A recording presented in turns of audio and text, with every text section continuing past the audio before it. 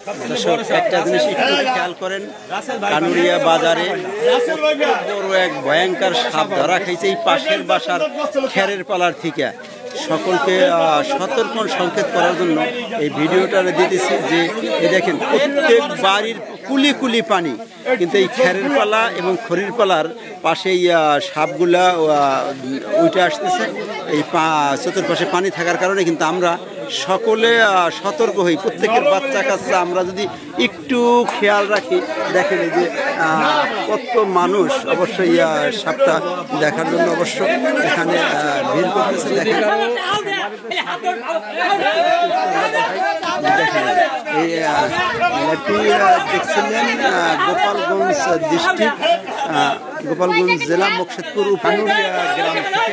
এই গ্রামের এই পাশে একবারে আপনার একটা খেরের পালা সেখানে মেরামত করতেছে। সেই খেরের পালার ভিতরে দেখেন কত বড় অনেকে আগে ধারণা করছিল যে আপনার হলো রাসেল বাইপার সব, কিন্তু না, পর্যায়ক্রমে এখন যেটা পাওয়া গেল এটা হলো আপনার কেউ বলে খৈয়া গুকুর, কেউ বলে কাল গুকুর। যদি আমি আপনার এই গ্রামের এক লোক এই সাপটাকে বহু কলে কৌশলে এখানে ধরে আনছে। দেখেন কত লোকজন, শত শত লোকজন সেই আপনার সাপটি আবার দেখার জন্য এখানে আসছে।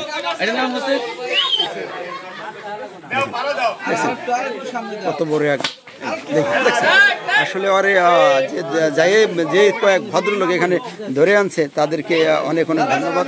এত বড় সাপ যে কিভাবে ধরে আনলো, যা হোক কত লোকজন এখানে গ্রাম থেকে ছুটে আইছে শুধু সাপটা দেখার জন্য।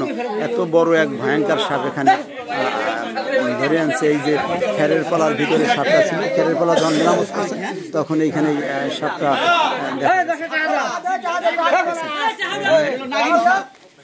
আবার অনেকে বলে নাগিন সাপ।